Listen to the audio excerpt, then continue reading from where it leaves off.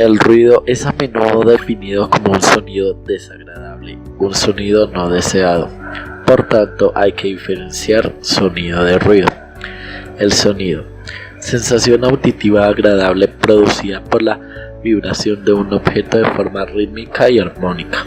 Algunos de los ejemplos de sonidos puede ser el canto de un pájaro o el fluir de un río. El ruido: sonido no deseado, desagradable y molesto que perjudica la capacidad de trabajar. Algunos de estos ejemplos podrían ser el producido por una alarma de evacuación, el golpeteo de un martillo, entre muchos otros. Desde el punto de vista físico, el sonido es un fenómeno vibratorio transmitido en forma de ondas. Es capaz de producir una sensación auditiva. Para que se genere un sonido es necesario que vibre alguna fuente. Las vibraciones pueden ser transmitidas a través de diversos medios, entre los más comunes se encuentran el aire y el agua. El sonido se define mediante las siguientes propiedades. Nivel de presión acústica NPA. El desplazamiento del sonido a través del aire produce una variación de la presión en el mismo. Se denomina nivel de presión acústica a la intensidad con la que se produce esta variación y se utiliza como unidad de medida el decibelio. Frecuencia: se define como el número de veces por segundo en que se produce la variación de la presión acústica. Dicho de otra manera, es el número de veces que se repite un ciclo u oscilación completa en un segundo. Se mide en hertz. Cabe aclarar que nosotros percibimos la frecuencia de los sonidos como tonos más graves, en frecuencias bajas, o más agudos, frecuencias altas. El periodo: tiempo en que se tarda en recorrer una oscilación completa. La amplitud: es la máxima distancia entre un punto del medio en que se prolonga la onda y su posición de equilibrio. Al aumentar esta distancia, la onda golpea el tímpano con una fuerza mayor, por lo que el oído percibe el sonido más fuerte. La presión sonora: se define como la diferencia entre la presión instantánea debida al sonido y a la presión atmosférica. Se mide en pascales. La intensidad: propiedad del sonido que depende de la amplitud de las ondas sonoras. La amplitud va unida a la sensación de intensidad, es decir, a mayor intensidad corresponde mayor volumen. Según la forma de presentación temporal, los ruidos se clasifican en continuos, intermitentes y variables. Los continuos es cuando el nivel es prácticamente constante a lo largo del tiempo. Intermitentes cuando el nivel sonoro varía en grados bien definidos. Los variables cuando el nivel sonoro varía de forma continua en el tiempo sin seguir ningún patrón definido. Por ejemplo, un taller de reparaciones mecánicas. Efectos del ruido en el ser humano. Los efectos del ruido se clasifican en tres grandes grupos. Uno de los primeros es el efecto psicológico. Se manifiesta por el malestar que puede causar un ruido intenso. Los trabajadores que se encuentran expuestos al ruido manifiestan una mayor irritabilidad y otras alteraciones en la conducta, como por ejemplo el desinterés. Además, el ruido repercute sobre la atención, focalizándose hacia los aspectos más importantes de la tarea en detrimento de los considerados menos relevantes. La exposición al ruido provoca alteraciones en la memoria. En general, en las tareas donde se utiliza la memoria, se observa un mayor rendimiento entre los sujetos que no han estado sometidos al ruido. Todo esto que hace que disminuya la concentración y la eficacia en que se está en el trabajo. Los efectos del ruido en el lugar de trabajo. La exposición al ruido en el trabajo puede ser perjudicial para la salud de los trabajadores. El efecto más conocido del ruido en el trabajo es la pérdida de audición, un problema que ya se observaba entre los trabajadores del cobre en 1731. Sin embargo, también puede aumentar el estrés y multiplicar el riesgo de sufrir un accidente.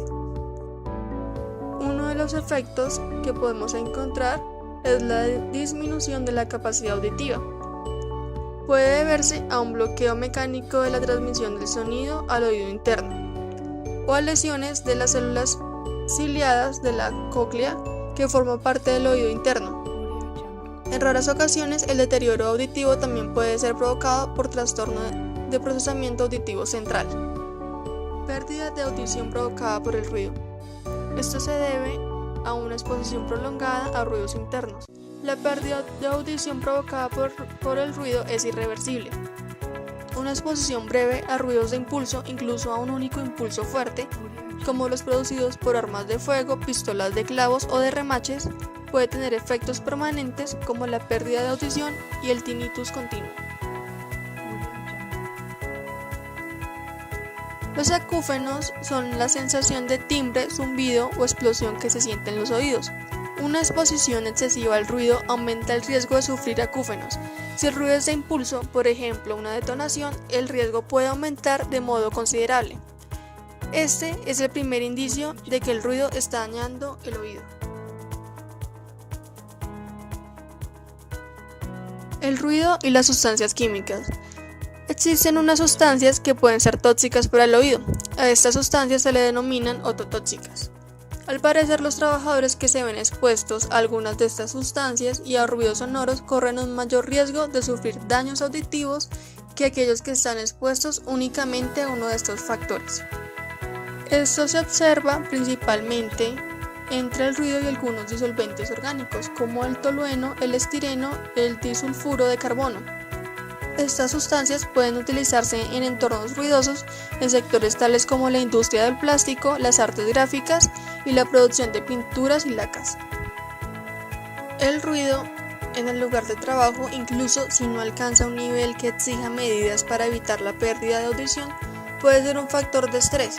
Por ejemplo, un teléfono que suena con frecuencia o el zumbido constante de un equipo de aire acondicionado, aunque sus efectos se deben generalmente a la combinación con otros factores, tales como la naturaleza del ruido, como su volumen, tono y previsibilidad, la complejidad de la tarea que realiza el trabajador. Por ejemplo, el hecho de que otras personas estén hablando puede ser un factor de estrés si las tareas exigen concentración. El propio trabajador también puede ser uno de estos factores. Los niveles del ruido que en determinadas circunstancias pueden contribuir al estrés, sobre todo si la persona está cansada, en otras ocasiones puede resultar inocuos. La alteración de la comunicación oral. En el trabajo es indispensable una comunicación eficaz, ya sea en una fábrica, una obra de construcción, un centro de llamadas o una escuela. Una buena comunicación oral requiere un nivel de voz a la altura del oído de la persona que escucha al menos 10 decibeles superior al nivel del ruido del ambiente. Controlar y combatir el ruido en la fuente es una de las mejores maneras de controlar el ruido y además a menudo puede ser más barato que cualquier otro método. Para aplicar este método puede ser necesario sustituir una máquina ruidosa. El propio fabricante puede combatir el ruido en la fuente haciendo que los aparatos no sean ruidosos. Una de estas maneras es impedir o disminuir el choque entre piezas de la máquina. Sustituir piezas de metal por piezas de plástico más silenciosas y aislar las piezas de las máquinas que sean particularmente ruidosas. En la fuente. Combatir el ruido en su fuente es la mejor manera de controlar el ruido y además a menudo puede ser más barata que cualquier otro método. Para aplicar este método puede ser necesario sustituir alguna máquina ruidosa. El propio fabricante puede combatir el ruido en la fuente haciendo que los aparatos no sean ruidosos. La segunda manera de disminuir o controlar el ruido son las barreras. Si no se puede controlar el ruido en la fuente, puede ser necesario aislar la máquina, alzar barreras que disminuyan el sonido entre la fuente y el trabajador o aumentar la distancia entre el trabajador y la fuente. Por último, podemos encontrar la protección al propio trabajador. Esta es la más habitual de entre las dos anteriores, pero también es la menos eficaz, ya que esto obliga al trabajador a adaptarse al lugar de trabajo. Es siempre la forma menos conveniente de protección frente a cualquier riesgo. Por lo general hay dos tipos de protección de los oídos, tapones de oídos y orejeras. Ambos tienen por objeto evitar que un ruido excesivo llegue al oído interno. La función del delegado de salud y seguridad. Su función consiste en actuar dinámicamente, es decir, actuar antes de que haya problemas de salud o de audición, para eliminar o controlar la exposición al ruido en el lugar de trabajo. El control del ruido ayudará a proteger la audición de los trabajadores y su salud en general. Otras medidas que contribuyen a alcanzar esta finalidad son Primero, esté atento a si se producen indicios tempranos de pérdida de audición. Segundo, colabore con su sindicato y el empleador para que se midan los niveles de ruido en el lugar de trabajo. Tercero, consiga los resultados de la medición del ruido y compárelos con las normas sobre el ruido que estén vigentes en el país, en caso de que existan.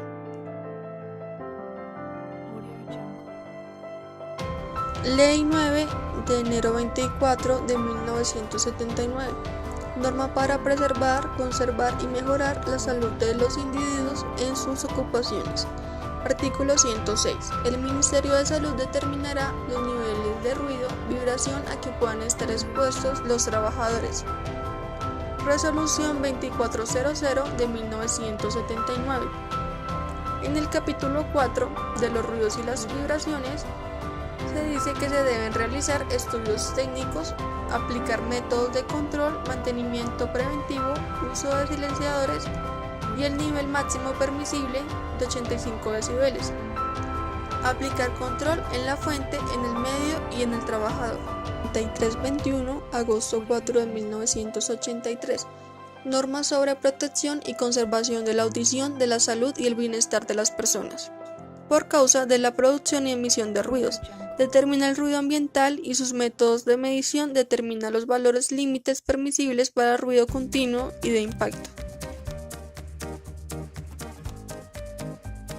La siguiente tabla nos muestra la duración por días, en horas, y el número de decibeles que podemos, soportar en ese momento. Entonces tenemos que en 8 horas 85 decibeles, y mientras el tiempo va disminuyendo hasta tener 7 minutos, los decibeles van aumentando. En este momento, 7 minutos, 115 decibeles. También hay que mencionar los riesgos de exposición al ruido que pueden conllevar las mujeres embarazadas. Algunos de ellos son alteraciones del aparato reproductor, aumento de la presión sanguínea y el cansancio, bajo peso del bebé al nacer, nacimientos prematuros y riesgos auditivos en el feto, por lo que es conveniente no exponer a las mujeres embarazadas al ruido, trasladándolas como un grupo especialmente sensible ante el mismo. Vibración. Se puede considerar como la oscilación o el movimiento repetitivo de un objeto alrededor de una posición de equilibrio. Tipos de vibraciones. Vibraciones del cuerpo entero. La vibración del cuerpo entero es aquella que se transmite a todo el cuerpo a través de los muslos cuando se está sentado, de pie o de ambos a la vez, con frecuencia al manejar o ir sentado en vehículos de motor o al estar parado en pisos que vibran. Vibraciones transmitidas a la extremidad superior. Estas se producen normalmente por el uso de herramientas manuales mecánicas, como taladros, martillos neumáticos, rotopercutores, destornilladores, aprietuercas, afiladoras y cortadores de césped y en general en toda maquinaria que vibre. Valores umbrales límite para vibraciones en extremidades superiores. Las vibraciones se basan en una serie de valores para conocer sus límites y los problemas que pueda llegar a ocasionar. Se centra en las vibraciones con frecuencias desde 5.6 Hz a 1400 Hz. En la tabla de valores umbrales límite se puede observar la duración de la exposición total diaria en relación a la frecuencia máxima de ponderación, basados en las horas y en los metros sobre segundo cuadrado de la aceleración de las frecuencias. Principales problemas causados por las vibraciones en el ambiente laboral. En primera instancia está el dolor bajo espalda. La relación entre los factores ocupacionales y el dolor bajo espalda es difícil de determinar debido a la exposición, que es usualmente difícil de determinar y en algunos casos imposible de cuantificar. Usar el nombre del oficio solamente no es apropiado. El efecto del trabajador sano es otro asunto que complica el estudio de evidencias epidemiológicas. Además, cuando los trabajadores se sienten enfermos, abandonan el trabajo y buscan uno menos exigente para su condición. Otro problema es la definición de qué es pesado o liviano. Durante la revisión, 81 artículos originales para determinar que también se valoraban la exposición a las cargas posturales. En 58% de esos estudios no hubo datos de exposición, mientras que en 33% la exposición fue basada en cuestionarios, 9% en observación y solamente en 5% de los casos hubo mediciones directas. Los 7 más importantes y frecuentemente discutidos factores de riesgo ocupacional para el dolor bajo espalda, de acuerdo a Anderson, son trabajo físico pesado, postura estática de trabajo, frecuentes inclinaciones y torsiones, levantar, empujar o ovalar objetos, trabajo repetitivo, vibración y los factores psicológicos y psicosociales. La tabla 1, mostrada en la presentación, representa las evidencias de la relación causal entre factores de riesgo en el trabajo y el desarrollo de DMS, es decir, dolor bajo espalda. En segunda instancia, después del dolor bajo espalda, se encuentran los desórdenes musculoesqueléticos. Estos están asociados al sobreesfuerzo lento y constante que genera las vibraciones en el ambiente laboral.